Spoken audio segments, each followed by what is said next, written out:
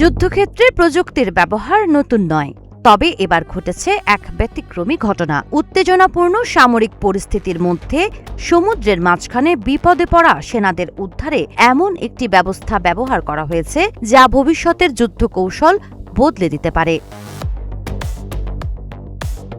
Hormuz প্রণালীর কাছে ভূপাতিত হওয়া একটি মার্কিন অ্যাপাচি হেলিকপ্টারের 2 ক্রু সদস্যকে নিরাপদে উদ্ধার করেছে যুক্তরাষ্ট্রের একটি মানবহীন ড্রোন বোট। সামরিক ইতিহাসে এই প্রথম কোনো স্বয়ংক্রিয় যুদ্ধজাহাজ বা সি ড্রোন ব্যবহার করে সমুদ্র থেকে সেনা উদ্ধারের ঘটনা ঘটল।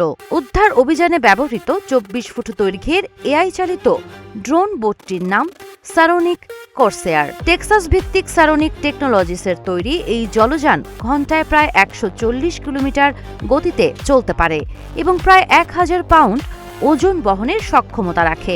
মার্কিন নৌবাহিনীর টাস্ক ফোর্স 59 এর অধীনে এটি গত বছরের ডিসেম্বরে পূর্ণাঙ্গভাবে কার্যক্রম শুরু করে। ঘটনাটি ঘটেছে এমন এক সময়ে যখন মধ্যপ্রাচ্যে ইরান ইসরায়েল যুদ্ধবিরতি ভেঙে যাওয়ার পর নতুন করে উত্তেজনা ছড়িয়ে পড়েছে। ওমান উপকূলে টহল দেওয়ার সময় মার্কিন অ্যাপাচি হেলিকপ্টারটি ভূপাতিত হয়। এরপর সোমবার ড্রোন বোটের সহায়তায় 2 ক্রু সদস্যকে জীবিত উদ্ধার করা হয়। এই ঘটনায় মার্কিন প্রেসিডেন্ট ডোনাল্ড ট্রাম্প সরাসরি ইরানকে দায়ী করে সতর্কবার্তা দিয়েছেন।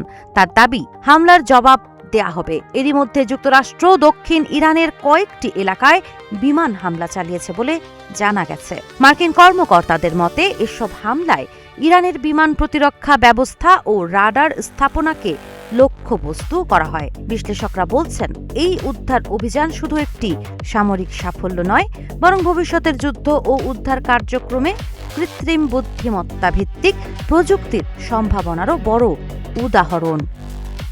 সাবা খান, নাগরিক প্রতিদিন।